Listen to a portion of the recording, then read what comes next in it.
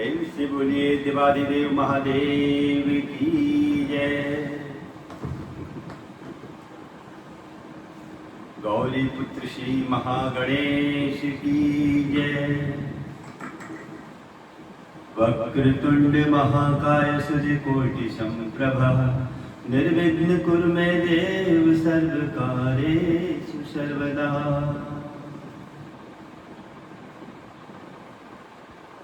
ओम सर्वमंगल मांगल्ये शिवे सर्वार्थ साधिके शरण्ये त्र्यंबके गौरी नारायणी नमस्तुते।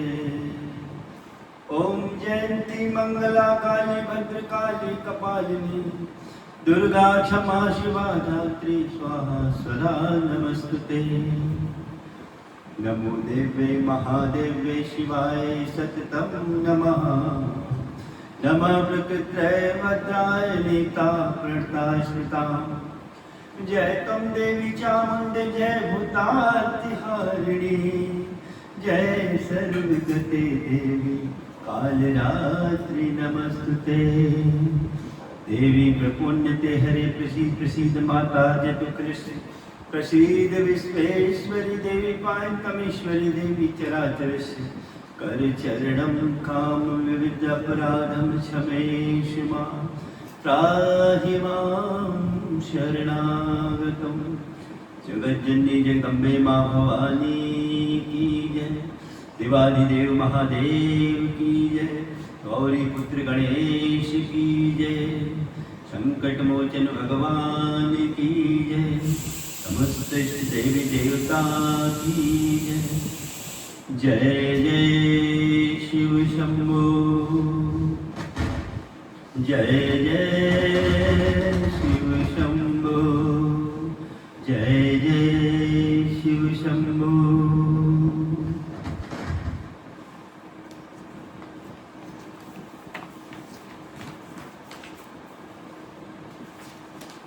श्री रुद्राष्टक शिव महापुराण की कथा प्रारंभ करने के पूर्व श्री रुद्राष्टक का पाठ। नमामि शमीशान निर्वाण रूपम विभुम व्यापकं ब्रह्म वेद स्वरूपम निजं निर्गुणं निर्विकल्पं निरीहं चिदाकाशमाकाशवासं भजेऽहं। निराकारं ओंकार मूलं तुरीयं विराजानबोधितमीशं गिरीशं करालं महाकालकालं कृपालं गुणागार संसार पारं नतोऽहं। तुषाराद्रिशङ्कासघोरं गम्भीरं मनोभूतिकोटिप्रभासी शरीरं स्फुरन्मौलिकल्लोलिचारुगङ्गा लसद्बालबालेन्दुकण्ठे भुजङ्गा। चलत् कुण्डलं रुणितुनेत्रं विशालं प्रसन्नानं नीलकण्ठं दयालं मृगाधीशचर्माम्बरं मुण्डमालं प्रियं शङ्कर सर्वनाथं भजामि। प्रचण्डं प्रकृष्टं प्रगल्भं परेशम् अखण्डम् अन्यभानुकोटिः प्रकाशं त्रयशूलनिर्मूलनं शूलपाणिं भजेऽहं भवानीपतिं भावगम्यं। कलातीत कल्याण कल्पान्तिकारी सदा सज्जनानन्ददाता पुरारी चिदानन्द सन्दोह मोहापहारी प्रसीद प्रसीद प्रभो मन्मथारी।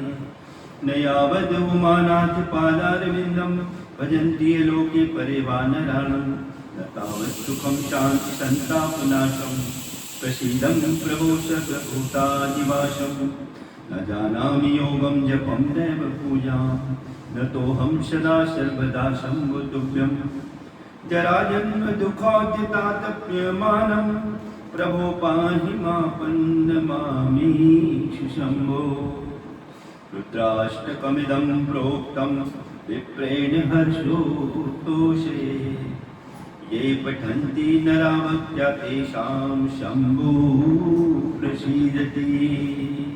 प्रेम से बोलिए देवादिदेव महादेव की जय।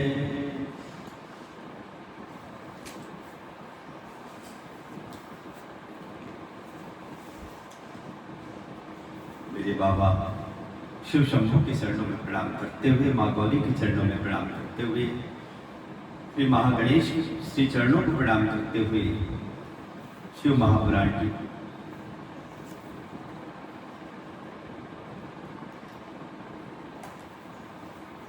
कथा जो हमने कल विश्राम दिया था, उसके आगे की कथा में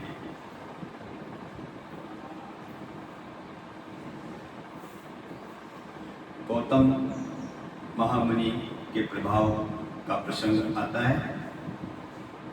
सूर्य जी बोले, हे महामुनियों, प्राचीन काल में गौतम नामक एक महामुनि थे जिनकी पत्नी का नाम अहिल्या था। वे महामुनि गौतम दक्षिण में स्थित ब्रह्म पर्वत पर 1000 वर्षों में सिद्ध होने वाली तपस्या कर रहे थे।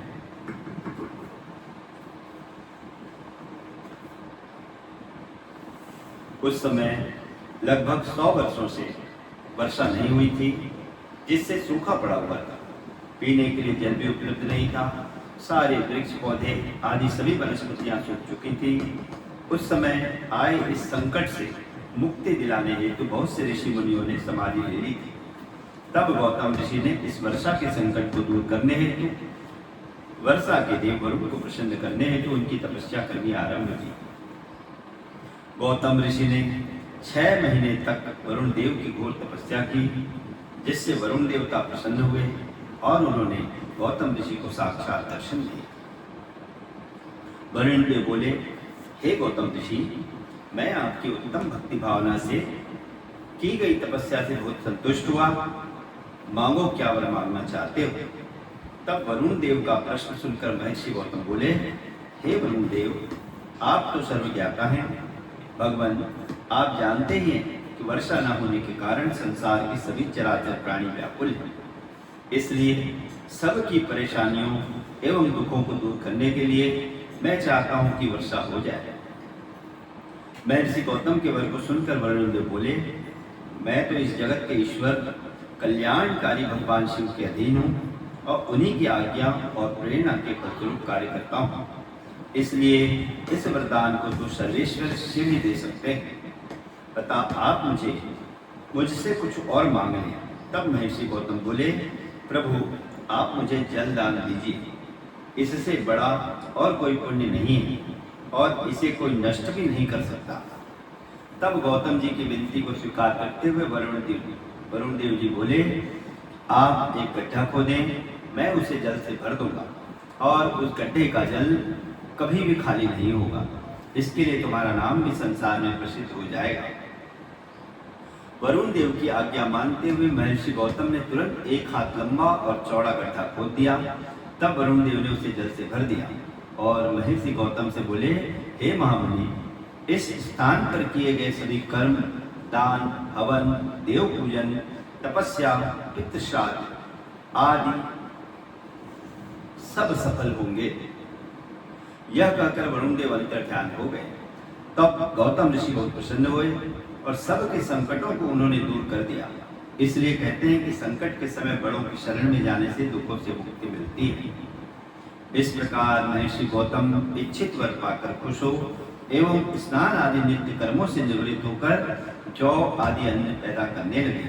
उस जल से सींचकर उन्होंने मुरझाए हुए वृक्षों एवं पौधों को पुनः लहला दिया।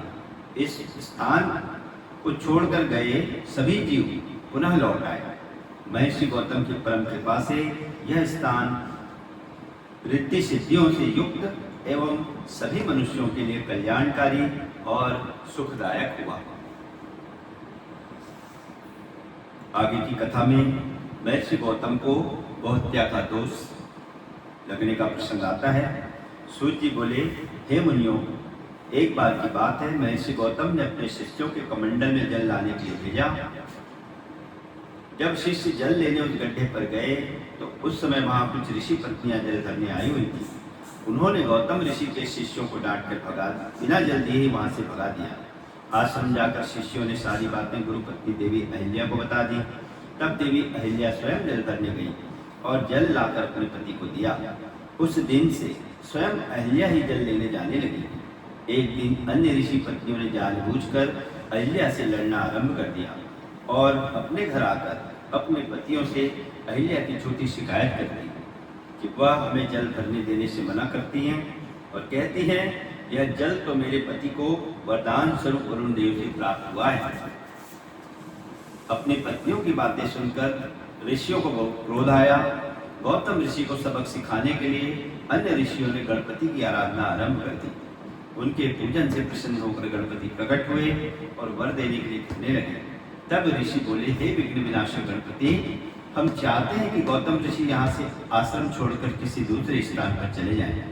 उनके यह वचन सुनकर गणेश जी बोले, गौतम ऋषि ने तो कोई अपराध नहीं किया है, फिर आप उनका बुरा क्यों चाहते हैं? आप कोई और वरदान मांग लीजिए।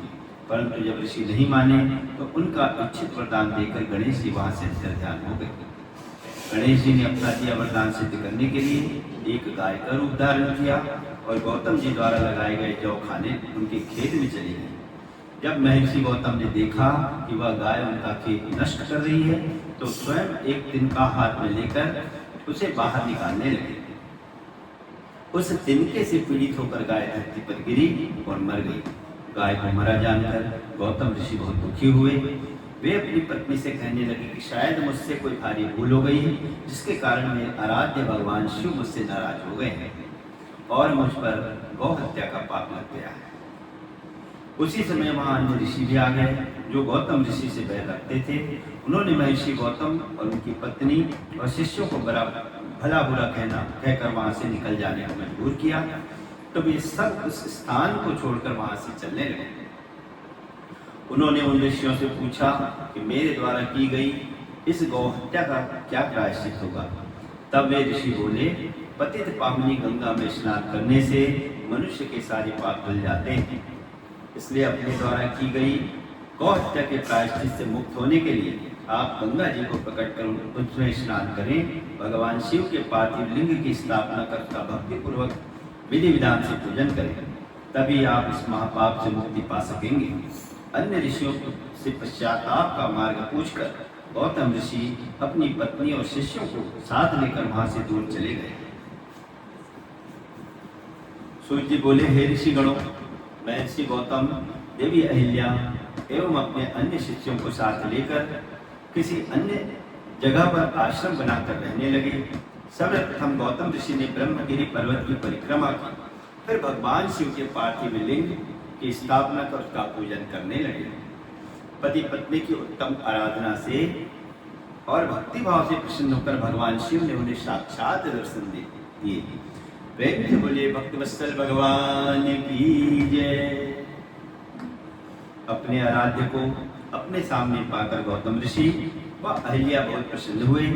उनको प्रणाम कर उनकी स्तुति करने लगे। तब भगवान शिव बोले, हे महर्षि, हे देवी, मैं आपकी पूजा से प्रसन्न हूँ, मांगिए क्या वर मांगना चाहते हैं।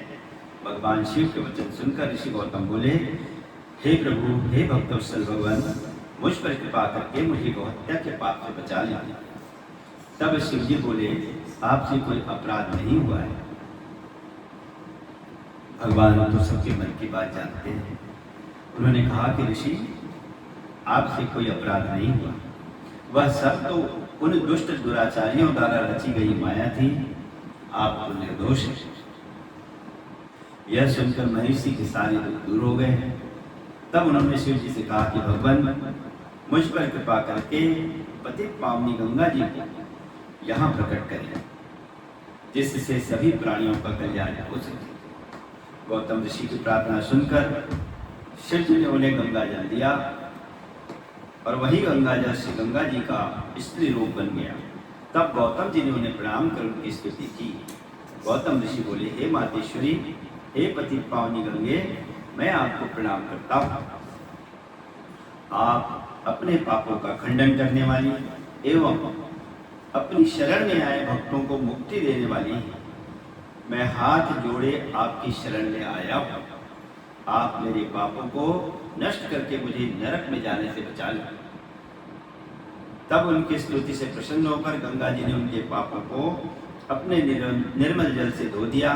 फिर वे वहां से जाने के लिए सर्वेश्वर शिव से आज्ञा मांगने लगे। तब शिव जी बोले, हे गंगे, आप पापों का नाश करने वाली हैं, इसलिए लोक कल्याण के लिए यहीं पृथ्वी पर विराजें। हे कल्याणी, आपको कलयुग में 28वें मनवंतर के समाप्त होने तक यहीं पृथ्वी लोक पर निवास करना हो और सच्चे मन एवं भक्ति भावना से अपने जल में स्नान करने वाले श्रद्धालुओं के पापों को नष्ट करना होगा। कलयुग में पापों को नष्ट करने का यही एक साधन होगा। श्रद्धा पूर्वक आपके दर्शन करने वालों के पापों का क्षय भी आप करेंगी। यह सुनकर गंगा जी बोली, हे प्रभु, मैं तो सदा आपके अधीन हूँ। आपकी आज्ञा मेरे लिए स्वीकार्य है, परंतु मेरी आपसे प्रार्थना है, आप माता पार्वती के साथ मेरे पास ही निवास करें, ताकि मैं सदा की भांति आपके पास रहूं, संसार में मेरी कीर्ति हो। तब गंगा जी का वचन सुनकर कल्याणकारी भक्तवत्सल भगवान शिव बोले, हे गंगे, तुम्हारी मनोकामना मैं अवश्य पूरी करूंगा। यह कहकर भगवान शिव वहां त्र्यंबकेश्वर नाम से ज्योतिर्मय रूप में स्थित हो गए। प्रेम से बोले त्र्यंबकेश्वर भगवान की जय। गंगा जी वहां पर गौतम ऋषि के नाम से प्रसिद्ध होकर गौतमी गंगा कहलाई। ऋषि बोले, हे सूत जी, अब हमें यह बताइए कि गंगा जी की उत्पत्ति कहाँ से और किस प्रकार हुई, तथा यह भी कि जिन ऋषियों ने गौतम ऋषि को छल कपट से उनको आश्रम से दूर भेजा था, उनका क्या हुआ। जब गौतम ऋषि को इस बात का पता चला तो उन्होंने क्या किया। ऋषिगणों के प्रश्नों को सुनकर महामुनि सूत जी बोले, जब गौतम ऋषि ने भगवान शिव को प्रसन्न करके गंगा जी को धरती पर अवतरित कराया था, तब श्री गंगा जी ने अपने जल रूप में ब्रह्मगिरी पर स्थित गूलर के पेड़ की शाखा से निकलकर दर्शन दिए थे। उनके दर्शन एवं आराधन के पश्चात गौतम ऋषि ने अपने शिष्यों सहित पतित पावनी गंगा में स्नान किया। जब गौतम ऋषि के परम शत्रु उन कपटी ब्राह्मणों को बात पता चली कि ऋषि गौतम ने अपनी तपस्या से गंगा जी को प्रकट कर दिया, तो वे सब भी श्री गंगा जी के दर्शनों की चाहत लेकर वहां आए, परंतु गंगा जी उनके आते ही वहां से लुप्त हो गई। यह देखकर गौतम जी को बहुत आश्चर्य हुआ। उन्होंने श्री गंगा जी से प्रार्थना की, हे मातेश्वरी, आप जगत का कल्याण करने हेतु यहाँ प्रकट हुई हैं, इसलिए आप सबको भी अपने दर्शनों से किताब करें। माते, मेरी तपस्या के प्रभाव से इन लोगों को भी दर्शन दें। गौतम ऋषि के चुप होते ही आकाशवाणी हुई, मुनि, ये लोग छल कपट करने वाले हैं और सदा दुराचार करते हैं, इसलिए ये मेरे दर्शन के अधिकारी नहीं हैं। जब तक ये अपने पापों का प्रायश्चित नहीं करते, तब तक इन्हें मैं दर्शन नहीं दूंगी। मेरे दर्शन करने के लिए इन्हें ब्रह्मगिरी की 101 परिक्रमाएं करनी पड़ेंगी। यह कहकर आकाशवाणी चुप हो गई। आकाशवाणी सुनकर वे सभी कपटी ऋषि पछताने लगे, क्षमा याचना करने लगे। तब उन्होंने आकाशवाणी के अनुसार ब्रह्मगिरी की 101 परिक्रमाएं की। तत्पश्चात से गंगा जी ने दर्शन दिए। उस दिन से वह स्थान कुशावर्त नाम से प्रसिद्ध हुआ। ऋषियों ने पुनः सूत जी से पूछा कि हे सूत जी, हमने तो सुना था कि गौतम ऋषि ने उन कपटियों को शाप दे दिया था, क्या यह बात सही है? इस विषय में बताइए। तब सूत जी बोले, हे महामुनियों, आपने सही सुना था। गौतम ऋषि परम ज्ञानी और भगवान शिव के परम भक्त थे। जब उन्होंने शांत हृदय से ध्यान लगाया तो वे सब कुछ जान गए कि वह गाय जिसकी हत्या का पाप उन्हें लगा था बनावटी थी और उन सब ऋषियों ने मिलकर यह चाल चली थी। यह सब जानकर गौतम ऋषि क्रोधित हो उठे। तब उन्होंने उन कपटी ऋषियों को विद्या रहित, भक्तिहीन और अधर्मी हो जाने का शाप दिया। उन्होंने शिव जी की भक्ति से विमुख होने का शाप दिया और फिर वे स्वयं अपने आश्रम में जाकर भगवान त्रिलोकीनाथ शिव की आराधना करने लगे। दूसरी ओर वे ऋषिगण शिव धर्म से विमुख होकर कांची नामक नगरी में चले गए।